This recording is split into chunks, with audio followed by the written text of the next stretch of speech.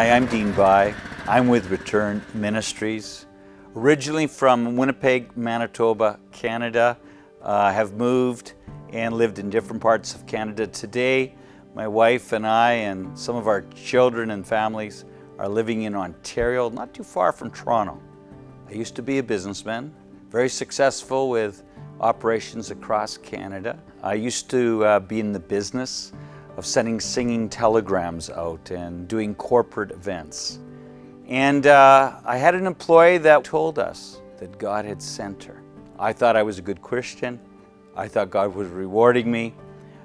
Little did I know, Dean, wife Patricia, and family were going to enter into a family call of ministry in 1990. Norma Giovinetto began feeding me with cassette tapes. I'd be listening to them on a Walkman, going to my different offices, reading all sorts of books. Communism would fall, and then before you knew it, Jewish people were returning in great numbers into Eastern Europe out of the former Soviet Union. It all began at a conference, Glory of Israel and the Church. And when I found that in the Bible there wasn't only a part for Israel and the Jewish people to return, there was also a part for those from the nations to cooperate with this God, bring the Jewish people home, bless them, comfort them, help serve them in the land of Israel. And I realized, hey, the questions I have had for years were now being answered. Why was Jesus Jewish? Why were the Canadians not the chosen? Why was it Israel? I'm Patricia Bai, and at this conference it was all about the glory of Israel and the church, and I really feel there was a Gideon's army there of people who had heard the message. We had amazing speakers there, and for me, hearing the story of the book of Ruth, Naomi being a shadow of Israel, Ruth clinging to Naomi, that part was life-changing for us in our journey with Israel and God's heart for and plan for restoring Israel. As a result of following Jesus and committing to a call and dedicating our family to serving in the return of the Jewish people home, such as it was, we lost all our businesses across Canada. Somehow tried to hold on to this call while life was changing. I had partners that couldn't agree that I wanted to use the profits of our company to support Aliyah. I felt the scriptures were clear. Those that bless Israel will be blessed. I wanted that blessing within our company. And there were things that we did business-wise because now I'm growing in the character of Jesus and I realized there's things I just didn't feel we needed to do anymore. That caused conflict within partners. That led to a hostile takeover. That led to corporate bankruptcy. That led to personal bankruptcy. That led to finding a lawyer. I need a Christian lawyer that would represent me in the midst of these struggles, these hurdles. It wasn't until Alfie Williams agreed to represent me, and not only did, he began to disciple me. And I can't say enough to anybody today, we need to be discipled. I had a family that couldn't understand why we were following Jesus. They thought maybe too radically. And it was difficult to explain, even family members thinking, were we trying to be Jewish? My wife had to deal with, well, what do we do? It was a 180-degree turn that we made. I thought I married a businessman and I ended up with a preacher. Well, I would never trade it, even through all the hardships. Sure, we lost our home and we lost things, and but what we had was even stronger as we had because we decided to follow Christ and we started homeschooling our children. I think we just became stronger as a family unit. Still fully support him, even though sometimes he's really out there. So. Because we didn't have money, and it was a miracle that I could go to Israel the first time without my wife. In fact, because we didn't have enough money, I wasn't going to go. And she says, no, you must go for our family. We were seeing God do miraculous things. It was a real trust and faith step. He needed to go, and I fully supported him in that. So I went with very little money to buy souvenirs, but I did have $100 US. And I remember the Lord spoke very deeply into my heart and says, would you put that $100 in the wall? Now this sounds crazy. Could I really take a $100 bill and fold it up and stick it in the western wall? I'll never forget the day I did it. I wrapped it with my business card, our first ministry called Winds for Israel. I rolled it up, stuck it in there, and I says, God, I would have rather given it to the beggar that I walked by, but I'm exercising some faith that if this is you, let me see a sign. I only want to help bring your Jewish people home. I walked backwards from the Western Wall like so many people do. Wow. That led to saying, God, I will take people to Israel and I will show them Israel, not just as pilgrims, but what you're doing today. I'll help them to talk to Jews who've returned, made their Aliyah, transform why a person would go to Israel. That opened up many doors for pastors who were bringing their churches on pilgrimage tours to invite me to come and speak to them before they would go. And that opened up doors across Canada, ultimately in the States, and today around the world. Another significant moment, maybe it was jet lag, I'm not quite sure, but it was 4 o'clock in the morning and I was so excited to be where Jesus began his earthly ministry. And I remember going to the end of a pier on the west side of the Galilee. And I just began to worship God in the dark while I watched the sun come up. And then I sensed that still voice inside me ask the question, do you know how I'm feeling? I presumed he must be feeling like I was. I was pretty excited to be in the Galilee, to be in Israel for my first time. And now the Creator of the universe asked me, do I know how he feels? And my response was, yeah, you must be just happy as I am. To this day, I've never felt the depth of pain that I felt in that early sunrise on the Galilee. I cried from every part of who I was. It's probably the only time in my life I think I could remember that I ever asked God to take a feeling away from me. It hurt so much. Once I gained my composure, I sensed God speak again to my heart.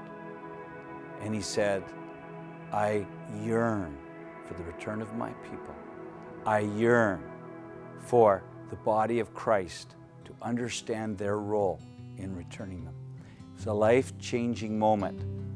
One of the 2 life-changing moments I had in Israel on my first trip. I was pregnant with my last daughter, and I was, 6 months pregnant? I wasn't sure if I was coming to a place where there was going to be an old city with camels and all that kind of thing, but it was quite a modern place, and so that was a bit shocking for me. When you step on the ground, it's like something happens, like you feel connected. So much so, we had felt that we needed to bring all of our children over. It wasn't until 2003 that we had all our children here. Jeremiah 16:14 stands out to verse 16. It says there'll come a day where the Israelites will no longer say that their God is the God who would take them out of the land of Egypt. That's what Moses did his thing. But they will say he's the God who took them out of the land of the north and all the countries in which he banished them. Oh my God, the Jewish people were coming out of the former Soviet Union in numbers that had not been seen since the time they left Egypt. And I realized that Jeremiah had written that years, centuries earlier, and that actually the next verse says, in verse 16 of Jeremiah, and I will call upon my fishermen to catch them. And I remembered Jesus' words. He says, I will make you a fisher of men. And now I'm realizing that now I'm about fishing Jews out of the nations, and it began in Russia. And we rallied Canadians and Americans to support thousands of Jews out of the former Soviet Union. I worked with an organization called Good News Travels.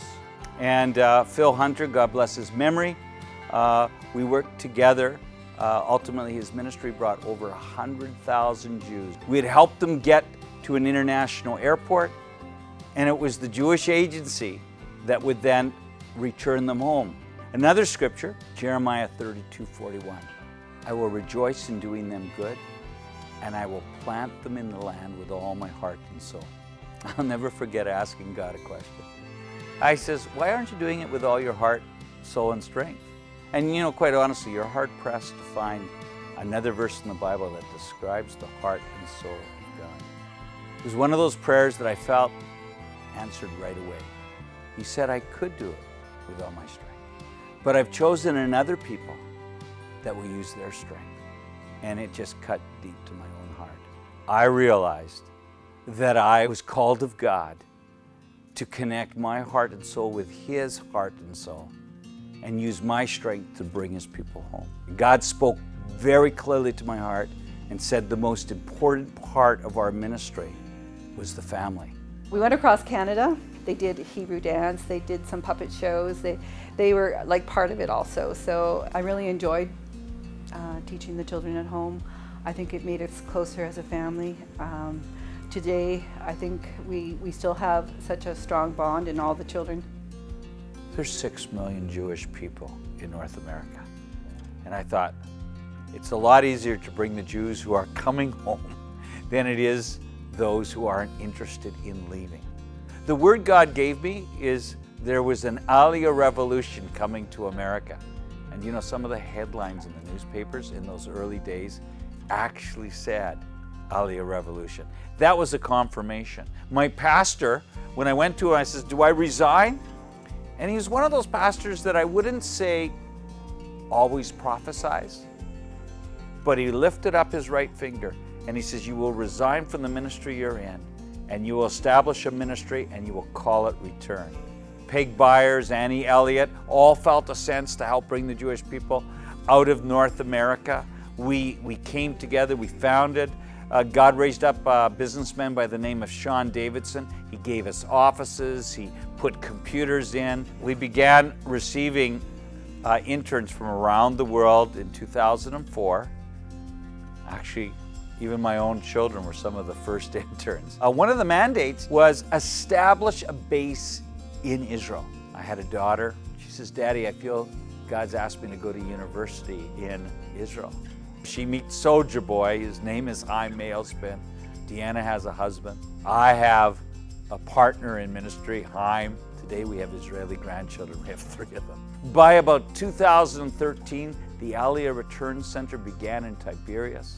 And we were able to not only help bring the Jewish people home from North America, we began to host them.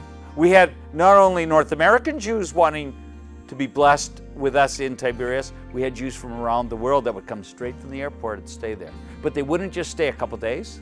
For some, they would stay a couple months. We needed more space, we needed more room. We only had 11 rooms in an old hotel that we were using as our ministry base. Before you know it, we found ourselves at Kibbutz Bet Zera, lots of space. We could not only have room for Jewish people who are making their Aliyah, we'd have space for educating, but then the unthinkable happened.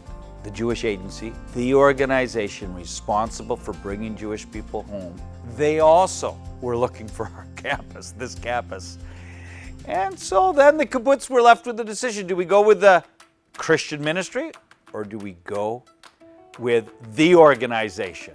They said maybe the 2 organizations could work together. So today, we are working together for Israel, Jews and Christians.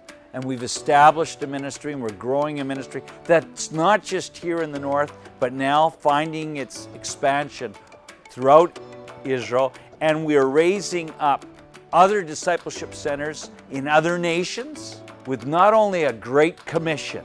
We believe that the gospel of the kingdom is going forth from the Galilee. I think my wife and I are blessed to find that 3 generations now are beginning to bring a message to the church worldwide, while at the same time mobilizing the church to help bring the Jewish people home and help establish them in their restoration again in the land of Israel.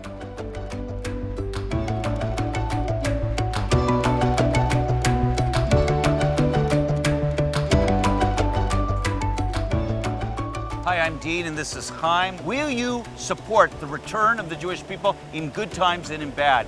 We're asking for your help today, and out of a love for God, we bless Israel. This river symbolizes a choice to be made, either to fear or to move forward in power with the plans and purposes God has for you as heroes of faith. Go to aliyahreturncenter.com right now to play your part in the prophetic work. We thank you for working together for Israel.